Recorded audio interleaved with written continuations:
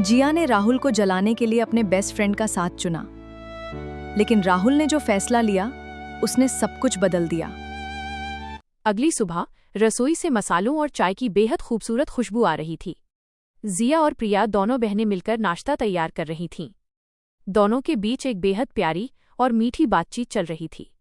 जिया ने चाय का कप ट्रे में रखते हुए शरारत से पूछा, वैसे दीदी, सच सच बताना, कल रात आपने जीजू को बहुत मिस किया ना? प्रिया का चेहरा थोड़ा सा ब्लश करने लगा। उसने जिया को हल्के से चिढ़ाते हुए कहा, चल हट, कितनी शैतान हो गई है तू।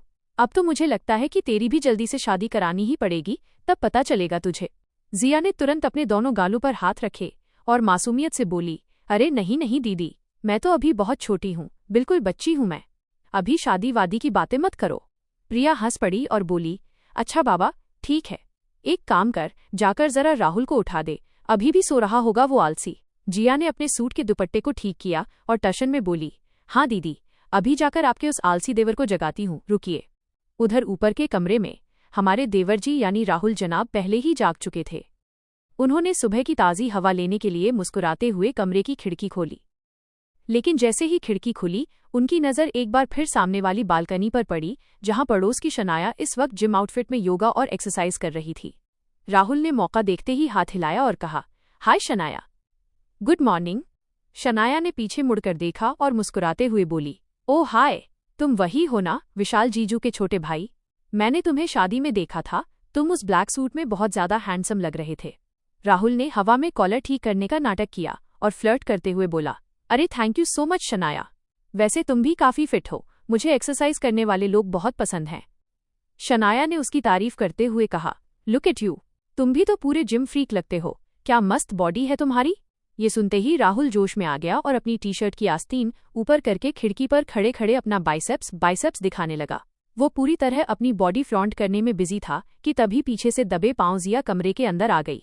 उसने राहुल को इस तरह खिड़की पर खड़े होकर पड़ोस की लड़की को बॉडी दिखाते हुए रंगे हाथों पकड़ लिया।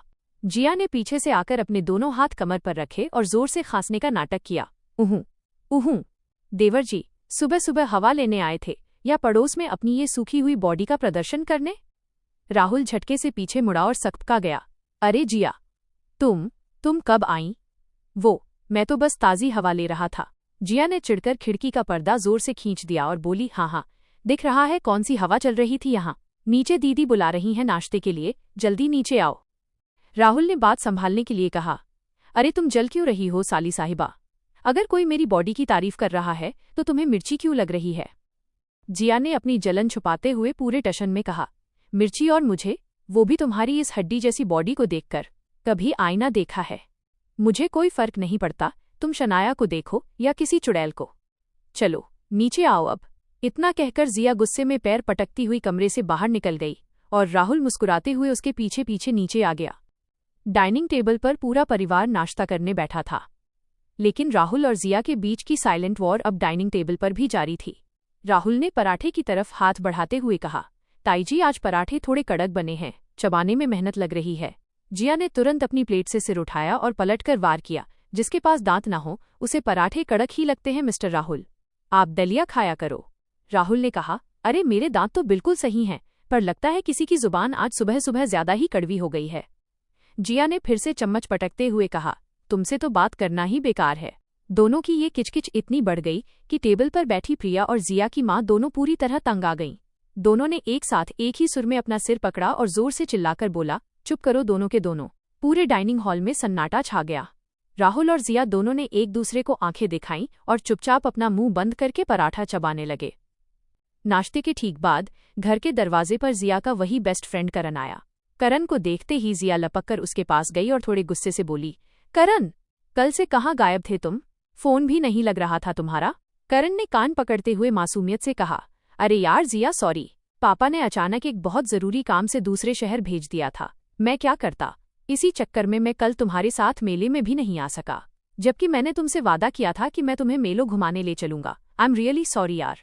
ठीक उसी समय राहुल हाथ में पानी का ग्लास लिए हॉल से गुजर रहा था। उसने इन दोनों को एक साथ खड़े देखा और उसके कदम वहीं रुक गए।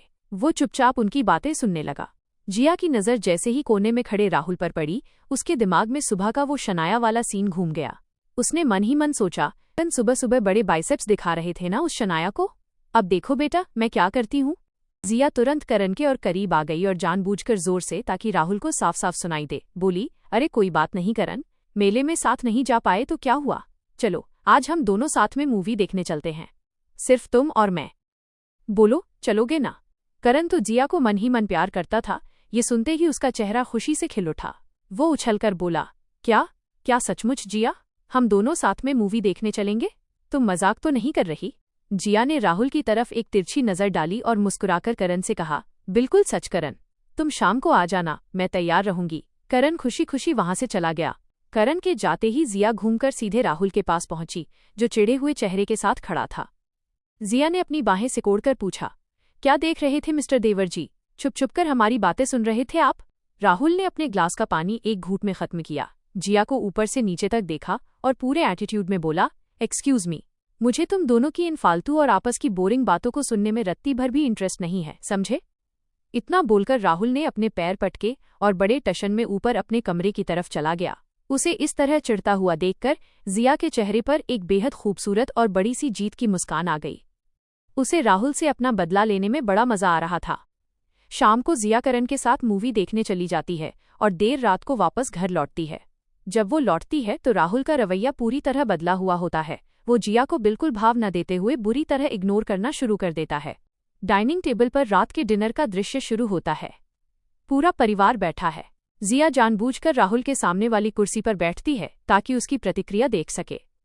जिया ताई जी से कहती है, माँ जरा वो पनीर की सब्जी आगे बढ़ाना। राहुल तुरंत अपनी प्लेट उठाकर उठने का नाटक करता है और कहता है, ताई जी मेरा पेट भर गया है, मैं हाथ धोकर आता हूँ। उसकी खामोशी सीधे जिया के दिल पर वार कर रही थी। जिया को साफ समझ आ रहा था कि देवर जी बुरी तरह जले भुने बैठे हैं। रात को जब सब सो जाते हैं तो जिया से रहा नहीं जाता। वो दबे पांव राहुल के कमरे के बाहर पहुंचती है और दरवाजे पर खटखट करती है। अंदर से आवाज आती है, कौन है, अंदर आ जाओ। जिया कमरे के अंदर कदम रखती है और हाथ कमर पर रखकर सीधे पूछती है, क्या बात है मिस्टर राहुल, आज रात को मुझे डराने के लिए मेरे कमरे में नहीं आए, और ये टेबल पर क्या ड्रामा चल रहा था, मुझे इग्नोर क्यों कर रहे हो। राहुल बेड से उठता है, अपने तेवर दिखाता है और रूखे लहजे में कहता है, अरे साली साहिबा, मुझे भला आपको इग्नोर करने की क्या जरूरत है, मैं तो बस आपको स्पेस दे रहा था। अब जब आपके पास टाइम पास करने के लिए आपके वो परम मित्र करण जी हैं, जिनके साथ आप दिन रात मूवी देख सकती हैं, तो मेरे जैसे फालतू देवर की क्या जरूरत। ऐसा कीजिए, रात को भी उन्हीं को बुला लीजिए साथ रहने के लिए। जिया को उसकी जलन देखकर मजा आ जाता है। वह करीब आकर कहती है, ओहो, तो मिस्टर देवर जी को मिर्ची लगी है। करण मेरा बेस्ट फ्रेंड है, मैं जिसके साथ चाहूं मूवी जाऊं, तुम्हें क्या। राहुल चिढ़कर कहता है, मुझे कोई फर्क नहीं पड़ता, तुम जाओ या भाड़ में जाओ। दोनों के बीच की ये नोकझोंक कमरे के मध्यम उजाले में और भी ज्यादा गहरी हो जाती है, पर राहुल अपना मुंह फेरकर सो जाता है। अगली सुबह राहुल नाश्ते की टेबल पर बैठते ही सीधे प्रिया भाभी से कहता है, भाभी और कितने दिन रहना है हमें यहाँ, बहुत दिन हो गए, चलिए अब वापस अपने घर चलते हैं। प्रिया ने अचरज से चाय का कप रखा और बोली, अरे राहुल, यहाँ आने के लिए तो तुम सुबह से ही पागल हो रहे थे कि भाभी मैं भी चलूंगा, और अब एक ही दिन में जाने के लिए इतने उतावले क्यों हो रहे हो। पास खड़ी जिया ने तुरंत ताना मारते हुए कहा, दीदी इन जनाब का मन कभी एक जगह टिकता ही नहीं है, ये तो उस आवारा चिड़िया की तरह हैं, जो कभी इस डाल पर बैठती है तो कभी उस डाल पर, जहां नया दाना देखा वहीं उड़ गए। जिया का इशारा साफ तौर पर शनाया की तरफ था। ये सुनते ही राहुल को गुस्सा आ गया। उसने अपना पराठा प्लेट में छोड़ा, कुर्सी पीछे धकेली और पैर पटकता हुआ सीधा अपने कमरे में चला गया। जिया मन ही मन मुस्कुरा दी। उसी शाम अचानक घर के सामने एक गाड़ी आकर रुकती है और उसमें से विशाल भैया बाहर निकलते हैं। उन्हें अचानक वहां देखकर सब लोग पूरी तरह शॉक हो जाते हैं। जिया भागकर बाहर आती है और हंसते हुए पूछती है, अरे जिया के प्यारे जीजू, आप इतनी जल्दी आ गए, लगता है दीदी से एक दिन की दूरी भी आपको हजम नहीं हो रही है। विशाल ने हंसते हुए प्रिया को देखा और बोला, हाँ मेरी नटखट साली साहिबा, तुम्हारी दीदी है ही इतनी स्वीट कि मैं इनसे दूर भला कैसे रहूं। प्रिया शर्मा जाती है और कहती है, अरे आप आ गए, चलिए अंदर आकर बैठिए। ड्राइंग रूम में सोफे पर बैठते हुए विशाल एक बड़ा सरप्राइज देता है, सुनो सब लोग, मैं ऑफिस से पूरे 3 दिन की छुट्टी लेकर आया हूँ। कल सुबह हम सब एक बहुत ही शानदार पिकनिक पर जा रहे हैं।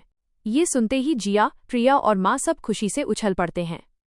लेकिन तभी सीढ़ियों से उतरता हुआ राहुल कड़े लहजे में बोलता है, आप सब जाइए भैया, मैं इस पिकनिक विकनिक पर नहीं जाने वाला, मेरा मन नहीं है। वो सीधे जिया की तरफ देखकर यह बात बोलता है। विशाल चौंक कर कहता है, अरे क्यों नहीं जाना भाई, चलना राहुल, बहुत मजा आएगा, पूरी फैमिली साथ होगी। राहुल अपनी जिद पर अड़ा रहता है और कहता है, नहीं भैया, आप लोग कल सुबह पिकनिक निकलिए, मैं कल सुबह ही वापस अपने घर चला जाऊंगा। रात का वक्त था। राहुल अपने कमरे में अंधेरे में लेटा हुआ छत को ताक रहा था और सोच रहा था। तभी अचानक कमरे का दरवाजा खुलता है और जिया अंदर आती है।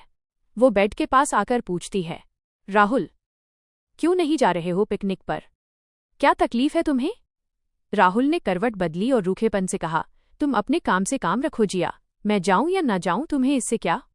जिया को उसे परेशान करने का एक और बेहतरीन आइडिया आता है। वो मुस्कुराती है और कहती है, चलो ठीक है भाई, मत जाओ, वैसे भी गाड़ी में एक सीट खाली रहेगी तो मैं करण को फोन करके बुला लेती हूँ। वो भी तो हमारी फैमिली मेंबर जैसा ही है ना, हम दोनों पिकनिक पर खूब मजे करेंगे। इतना कहकर जिया एक शातिर मुस्कान के साथ पीछे मुड़ती है और कमरे से बाहर चली जाती है। अंधेरे में राहुल की आंखें तुरंत खुल जाती हैं। वो उठकर बैठ जाता है और गुस्से में बुदबुदाता है, नहीं, वो करण तो इस पिकनिक पर बिल्कुल नहीं जा सकता, कभी नहीं। अगली सुबह जब सब लोग हॉल में इकट्ठा होते हैं तो सबसे बड़ा शौक उन्हें तब लगता है जब राहुल सबसे पहले तैयार होकर अपना बैग टांगे नीचे आकर खड़ा मिलता है। प्रिया उसे ऊपर से नीचे तक देखती है और हंसते हुए पूछती है, अरे राहुल, तुम तो इस पिकनिक पर नहीं जाने वाले थे ना, फिर अचानक ये सुबह सुबह बैग टांगे कहाँ की तैयारी है? राहुल ने झेपते हुए अपनी गर्दन खुजलाई और घड़ी देखते हुए बोला, अरे हाँ भाभी, वो दरअसल मैंने रात को सोचा कि भैया को पहाड़ों पर अच्छे से ड्राइविंग करना कहाँ आता है, रास्ता भी खराब है, तो मैंने सोचा कि मैं भी साथ चलता हूँ, गाड़ी में ड्राइव कर लूंगा, बस इसीलिए। ये सुनते ही कोने में खड़ी जिया अपने होठों को दबाकर मन ही मन जोर जोर से मुस्कुराने लगती है। उसे बहुत अच्छी तरह पता था कि देवरजी ड्राइविंग की वजह से नहीं बल्कि करण के डर से और सिर्फ उसके साथ रहने के लिए इस पिकनिक पर भागते हुए आए हैं। सोने की घड़ी, रेशम का लहंगा, देखा जो तुझे दिल बस यही कहता, फ्लर्टी देवर इनोसेंट साड़ी, दिल की चल गई ये सवारी।